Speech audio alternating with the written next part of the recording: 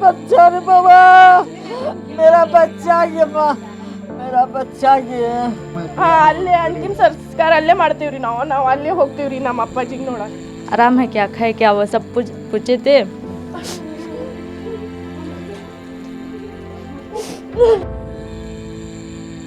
ನಿನ್ನೆ ಮಾತಾಡಿದರು, ಇವತ್ತು ಬೆಳಗ್ಗೆನೂ ಅವ್ರು ಫೋನ್ ಮಾಡಿದರು. ನಂದೆಲ್ಲ ಉಮ್ರಾ ಮುಗಿದಿದೆ, ನಾನು ಭಾಳಷ್ಟು ಜಲ್ದಿ ಬರೋಕ್ಕೆ ಪ್ರಯತ್ನ ಮಾಡ್ತಾ ಇದ್ದೀನಿ ಅಂತ ಹೇಳಿದರು. ಎಲ್ಲ ದುಬೈಲಿಂದ ಸೌದಿಗೆ ಉಮ್ರಾ ಮಾಡೋಣ ಅಂತ ಹೋಗಿದ್ದರು. ಆವಾಗ ದಾರಿಯಲ್ಲೇ ಇದು ಆಗಿದೆ. ಇದು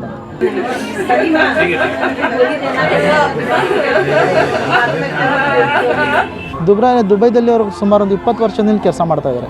ಆದರೆ ಇಲ್ಲಿ ಬರೋದು ಹೋಗೋದು ಇಂಡಿಯಾಗೆ ಮಾಡ್ತಾಯಿದ್ದಾರೆ ಅವರು. ನಮ್ಮದು ಫ್ಯಾಮಿಲಿ 20 ಜನ ಹೋಗಿದ್ದಾರೆ. ಅದರೊಳಗೆ ನಿಮ್ಮದು ಒಂದು ಅಣ್ಣರಿದ್ದರು ಅಂತೇಳಿ एकदम ಶಾಕ್ ಆಯ್ತು ನಮಗಿದು.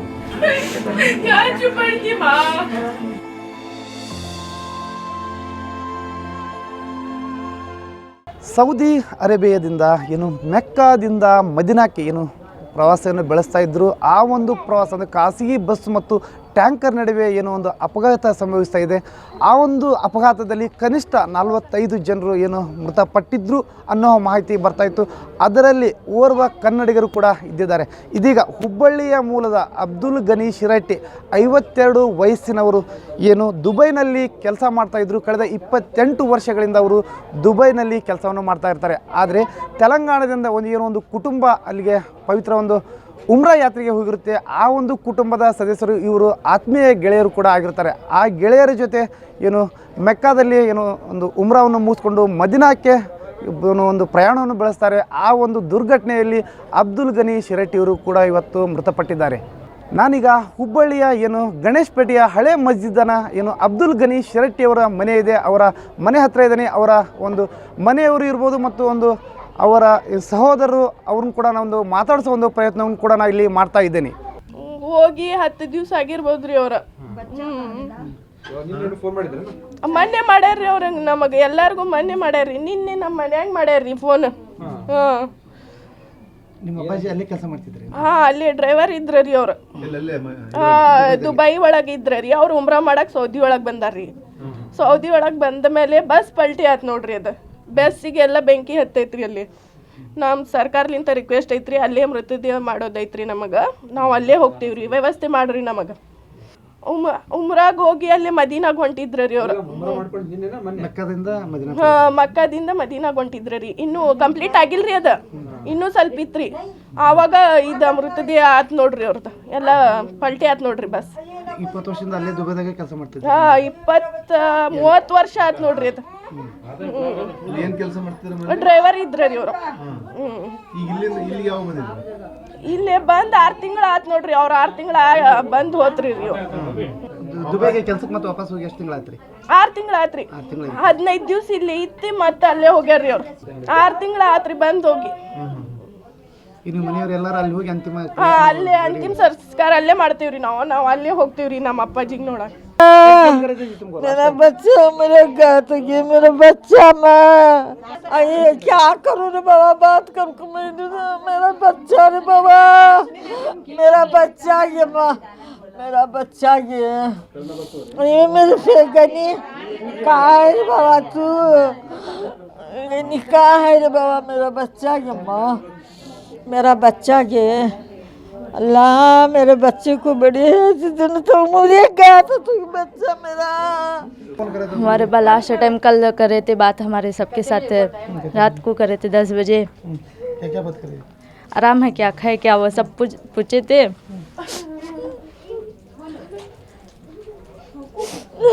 कितना साल हुआ तुम्हारा अब्बा वहाँ जाके? पूरी जिम्मेदारी हमारे अब्बा लेते थे. हम ना भेजना सबको भी. बस हमें 3 बेटा, 1 बेटा, हमारे अम्मी, हमारे दादी, तुम्हारा एजुकेशन का सब तुम्हारा अब्बा सब भी हमारे अब्बा देखते थे. पूरी घर की जिम्मेदारी सिवाय हमारे अब्बा के भी कौन भी नहीं देखते थे.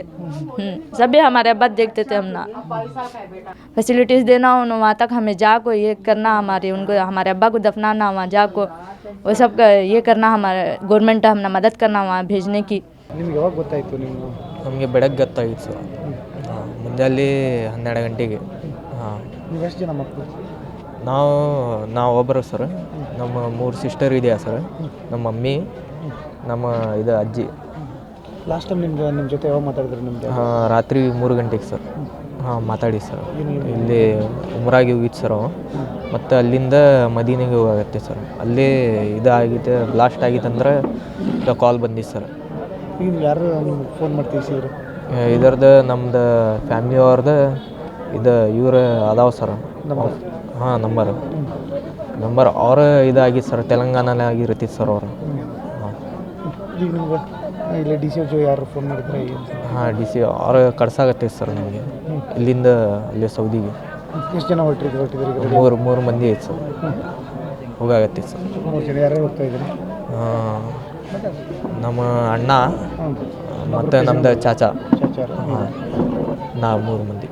ಈಗ ಸಚಿವರು ಏನಾರು ನಿಮ್ಗೆ ಅರೇಂಜ್ಮೆಂಟ್ ಮಾಡಿಸ್ತಾ ಇದ್ದಾರೆ? ಹಾಂ ಸರ್ MLA ಸರ್ ಅರೇಂಜ್ಮೆಂಟ್ ಮಾಡಾಗುತ್ತೆ ಸರ್. ಹಾಂ ಸರ್ ಇದು ಸುದ್ದಿ ನಮಗೆ ಇವತ್ತು ಬೆಳಗ್ಗೆ ಗೊತ್ತಾಗಿದೆ. ಈ ಥರ ಒಂದು ಬಸ್ ದುರಂತ ಆಗಿ ನಮ್ಮ ಅಣ್ಣವರಲ್ಲೇ ಈ ಥರ ಒಂದು ತುರ್ಕೊಂಡಾರಂಥೇಳಿ ಒಂದು ದುಃಖದ ಸುದ್ದಿ ನಮ್ಗೆ ಗೊತ್ತಾಗಿದೆ ಸರ್. ಲಾಸ್ಟ್ ಮನೆಯವ್ರು ಯಾವಾಗ ಮಾತಾಡಿದ್ರು ಸರ್? ನಿನ್ನೆ ಮಾತಾಡಿದರು. ಇವತ್ತು ಬೆಳಗ್ಗೆನೂ ಅವ್ರು ಫೋನ್ ಮಾಡಿದರು, ನಂದೆಲ್ಲ ಉಮ್ರಾ ಮುಗಿದಿದೆ, ನಾನು ಭಾಳಷ್ಟು ಜಲ್ದಿ ಬರೋಕ್ಕೆ ಪ್ರಯತ್ನ ಮಾಡ್ತಾಯಿದ್ದೀನಿ ಅಂತ ಹೇಳಿದರು ಎಲ್ಲ. ಆದರೆ ಬರುವ ಸಮಯದಲ್ಲಿ ಇದಂಥ ದುರಂತ ಆಗಿದೆ ಸರ್. ಏನು ಕೆಲಸ ಮಾಡ್ತಿದ್ರು ನಿಮ್ಮ ಅಣ್ಣ? ಅವರಲ್ಲಿ ಇಂಟರ್ನ್ಯಾಷನಲ್ ಒಂದು ಹೋಟೆಲ್ ಇದು ಇದೆ ಅಲ್ಲಿ, ಅದು ಅಬುಧಾಬಿ ಹೋಟೆಲ್ ಇಂಟರ್ನ್ಯಾಷನಲ್ ಅಂತೇಳಿ, ಅಲ್ಲೇ ಕಾರ್ ಡ್ರೈವಿಂಗ್ ಕೆಲಸ ಮಾಡ್ತಿದ್ರು ಅವರು. ಆಗಾಗ ಆವಾಗ ಇಲ್ಲಿ ಹುಬ್ಳಿಗೆ ಬರೋದು ಹೋಗೋದು ಮಾಡ್ತಾಯಿದ್ರು. ಕುಟುಂಬ ಭಾಳ ಸ್ವಲ್ಪ ಹಿಂದುಳಿದಂಥರಿಂದ ಅಲ್ಲೇ ಇದ್ದು ಕೆಲಸ ಮಾಡಿ ಎಲ್ಲ ಕುಟುಂಬ ನಡೆಸ್ತಿದ್ರು ಅವರು. ಈಗ 1-2 ತಿಂಗಳ ಹಿಂದ್ಗಡೆ ಬಂದಿದ್ದರು, ಮತ್ತು ಆ್ಯಸ್ ಇಟ್ ಈಸ್ ಅವರು ನಾರ್ಮಲಲ್ಲಿ ಹೋದಂಗೆ ಹೋಗಿದ್ದಾರೆ. ಅಲ್ಲೇ ಅವ್ರ ಫ್ರೆಂಡ್ ಸರ್ಕಲ್ ಇಲ್ಲ ಉಮ್ರಾ ಮಾಡ್ಕೊಂಡು ಬರೋಣ ಅಂತ ಒತ್ತಾಯದ ಮೇಲೆ ಹೋಗಿದ್ದಕ್ಕೆ ಇವರು ಉಮ್ರಾ ಹೋಗಿದ್ದಾರೆ. ಆಗುವ ಪರಿಸ್ಥಿತಿಯಲ್ಲಿ ಇದೆಲ್ಲ ಆಗೋಗ್ಬಿಟ್ಟಿದೆ ಅನಾಹುತೊಂದು. ಅದು ಸೌದಿಯದಲ್ಲೇ ಇದ್ದರು, ಅಲ್ಲಿಂದ ಅವರು ದುಬೈದಲ್ಲಿ ಇದ್ದರು. ದುಬೈಲಿಂದ ಸೌದಿಗೆ ಹೋಗಿದ್ರು ಅವರು. ದುಬೈಲಿಂದ ಸೌದಿಗೆ ಉಮ್ರಾ ಮಾಡೋಣ ಅಂತ ಹೋಗಿದ್ರು. ಆವಾಗ ದಾರಿಯಲ್ಲೇ ಇದು ಆಗಿದೆ. ಅದನ್ನು ದುಬೈದಲ್ಲಿ ಎಷ್ಟು ವರ್ಷ ಸರ್ ಕೆಲಸ? ದುಬೈದಲ್ಲಿ ಅವರು ಸುಮಾರು ಒಂದು 20 ವರ್ಷದಿಂದ ಕೆಲಸ ಮಾಡ್ತಾಯಿದ್ದಾರೆ. ಆದರೆ ಇಲ್ಲಿ ಬರೋದು ಹೋಗೋದು ಇಂಡಿಯಾಗೆ ಮಾಡ್ತಾಯಿದ್ರು ಅವರು. ವರ್ಷಕ್ಕೊಂದು 2 ತಿಂಗಳ ವರ್ಷಕ್ಕೊಮ್ಮೆ ಈ ಥರ ಬಂದು ಹೋಗ್ತಿದ್ರು. ಈಗ 2 ತಿಂಗಳ ಹಿಂದ್ಗಡೆ ಬಂದು ಮತ್ತೆ ಹೋಗಿದ್ದಾರೆ ಅಲ್ಲಿ ಕೆಲಸಕ್ಕೆ. ತಾಯಿಯವರು ಅದಾರೆ, 3 ಹೆಣ್ಮಕ್ಳು ಅದಾರೆ. ಮತ್ತು ಹಾಂ ಇಲ್ಲಿ ಎಲ್ಲ ಫ್ಯಾಮಿಲಿ ಎಲ್ಲ ಇಲ್ಲೇ ಇದೆ ಅವ್ರದ್ದು. ಆರ್ಥಿಕವಾಗಿ ಸ್ವಲ್ಪ ಭಾಳ ಹಿಂದುಳಿದವ್ರು ಅದಾರೆ. ಆ ಕುಟುಂಬ ಕಷ್ಟಕ್ಕಂಥೇಳಿ ದುಡ್ಯಾಕಂತ ಹೋಗಿದ್ರು ಅವರು. ಈಗ ಎಲ್ಲಿ ನಮ್ಮಲ್ಲಿ ಅಲೆಮಾರಿ ಆಗಿ ದುಡ್ಯಕ್ಕೆ ಹೋಗಿರ್ತಾರೆ, ಅದೇ ರೀತಿಯಲ್ಲಿ ಇವರು ಹೋಗಿದ್ದು ಎಲ್ಲ ಅವ್ರ ಮೇಲೆ ಡಿಪೆಂಡ್. ಅವರ ದೊಡ್ಡ ಮಗ ಈ ಮನೆಗೆ. ಈ ಥರ ಭಾಳ ನಮಗೆ ಒಂದು ದುಃಖದ ಒಂದು ಸಂಗತಿ ಆಗಿಬಿಟ್ಟಿದೆ ಸರ್ ಅದು. ಎಷ್ಟು ಜನ ಹೆಣ್ಮಕ್ಳು, ಎಷ್ಟು ಗಂಡು? 3 ಜನ ಹೆಣ್ಮಕ್ಳು ಸರ್, ಒಂದೇ ಒಂದು ಗಂಡು ಮಗ. ಮದುವೆ ಮಾಡಿದ್ರೆ? ಇಲ್ಲ, ಇನ್ನೂ ಇಲ್ಲ. 2 ಹೆಣ್ಮಕ್ಳು ಮದುವೆ ಆಗಿದೆ, ಇನ್ನೂ ಇಬ್ಬರದ್ದು ಆಗಿಲ್ಲ. ಮನೆತನ ಮತ್ತು ಶಿಕ್ಷಣಕ್ಕೋಸ್ಕರ ದುಡಿಯೋಕೆ? ಹೌದು. ಮಂತೆನ ಕುಟುಂಬದ ಸಲುವಾಗಿ ಅವರು ದುಡಿಯೋಕೆ ಹೋಗಿದ್ದು. ಇದು ಆ್ಯಕ್ಚುಲಿ ನಾವು ಇಲ್ಲಿ ನಿಮ್ಮ ಮುಖಾಂತರ ಹೇಳೋದು ಏನು ಪ್ರಯತ್ನ ಮಾಡ್ತಾಯಿದ್ವಿ, ತೆಲಂಗಾಣದಿಂದ ಒಂದು 18 ಜನ ಅಲ್ಲಿನೂ ಸಾವಾಗಿದೆ ಹೈದರಾಬಾದಲ್ಲಿ. ತೆಲಂಗಾಣ ಸರ್ಕಾರ ಅವರು ವಿಕ್ಟಿಮ್ಸ್ ಫ್ಯಾಮಿಲಿಗಳಿಗೆ ಒಂದು ಫ್ಲೈಟನ್ನೇ ಅರೇಂಜ್ ಮಾಡಿ ಅವ್ರ ಅಂತಿಮ ಕ್ರಿಯೆಯನ್ನು ಭಾಗವಹಿಸಲು ಅವ್ರಿಗೆಲ್ಲ ಪ್ರಯತ್ನ ಮಾಡ್ತಾಯಿದ್ದಾರೆ. ಈಗ ನಮ್ಮ ಕರ್ನಾಟಕದಿಂದ ಇದು ಒಂದೇ ವಿಕ್ಟಿಮ್. ಈಗ ಅಲ್ಲೇ ತೆಲಂಗಾಣ ಅವರು ಇಲ್ಲ ಇಂಟರ್ಸ್ಟೇಟ್ ಆಕೈತಿ, ನಾವು ಇಲ್ಲಿಂದ ಕರ್ಕೊಂಡು ಬರೋಕ್ಕೆ ಹೋಗೋದಿಲ್ಲ ಅಂತ ಹೇಳ್ತಾ ಇದ್ದಾರೆ.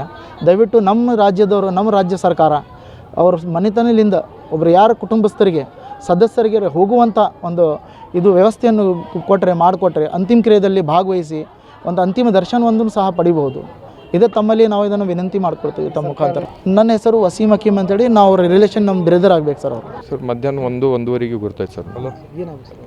ನಮ್ಮ ಬಿಗ್ ಬ್ರದರ್ ಸರ್, ನಮ್ಮ ಬಿಗ್ ಬ್ರದರ್.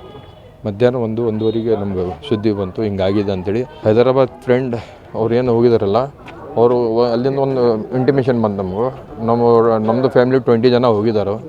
ಅದರೊಳಗೆ ನಿಮ್ಮದು ಒಂದು ಅಣ್ಣರಿದ್ದರು ಅಂಥೇಳಿ. ಏಕದಮ್ ಶಾಕ್ ಆಯ್ತು ನಮಗಿದು, ಏನಪ್ಪ ಅಂಥೇಳಿ. ಆಮೇಲೆ ಎಲ್ಲ ಫೋನ್ ಹಚ್ಚಿ ಇದು ಮಾಡಿದ ಮೇಲೆ ಗುರ್ತಾಯಿತು ನಮ್ಮ ಬ್ರದರ್ನೂ ಇದ್ದರು ಅದರೊಳಗೆ ಅಂಥೇಳಿ. ಯಾವಾಗ ಮಾತಾಡಿದೆ ಸರ್ ಮನೆಯವ್ರ ಜೊತೆ? ನಿನ್ನೆ ರಾತ್ರಿಗೆ ಮಾತಾಡಿದ್ರು ಸರ್. ಮಾತಾಡಿ ಏನೆಂದರು, ನಾವು ಈಗ ಉಮ್ರಾ ಆಯ್ತು ನಂದು, ಇವತ್ತು ರಾತ್ರಿಗೆ ಮುಂಜಾನೆ ಮಟ್ಟ ನಾನು ಮದೀನಾನಲ್ಲಿ ಇರ್ತೀನಿ, ಮದೀನಾ ಶರೀಫ್ನಲ್ಲಿ ಮುಗಿಸ್ಕೊಂಡು ದುಬೈಗೆ ಹೋಗಿ ರಿಟರ್ನ್ ಮತ್ತು ಮನೆಗೆ ಬರ್ತೀನಿ ಅಂಥೇಳಿ. ಈ ಸಲ ಬಂದಂದ್ರೆ ಮತ್ತು ಹೋಗೋದು ಇದ್ದಿದ್ದಿಲ್ಲ, ಮನ್ಸು ಇದ್ದಿದ್ದಿಲ್ಲ ಅವ್ರದ್ದು. ಅದರೊಳಗೆ ಇಷ್ಟ ಆಯ್ತು ಆಗಿಬಿಟ್ಟು ಸರ್ ನಮಗಿದು. 20 ವರ್ಷದಿಂದ ಅಲ್ಲೇ 28 ಇಯರ್ಲಿಂದ ಅಲ್ಲೇ ಇದ್ದಾರೆ ಸರ್ ಅವರು. 28 ಇಯರ್ಲಿಂದ ಅಪ್ರಾಕ್ಸಿಮೇಟ್ 28 ಇಯರ್ಲಿಂದ ಅಲ್ಲೇ ಅದಾರ ಅವರು. ಹೋಗೋದು ಬರೋದು ಮಾಡ್ತಾರೆ. 6 ತಿಂಗಳಕ್ಕೊಮ್ಮೆ ಕೆಲವೊಮ್ಮೆ, ಇಲ್ಲಾಂದ್ರೆ ವರ್ಷಕ್ಕೊಮ್ಮೆ ಹಿಂಗೆ ಬಂದು ಹೋಗ್ತಾರೆ. 15 ದಿವಸ ಇದ್ದು ಹೋಗ್ತಿರ್ತಾರೆ ಸರ್.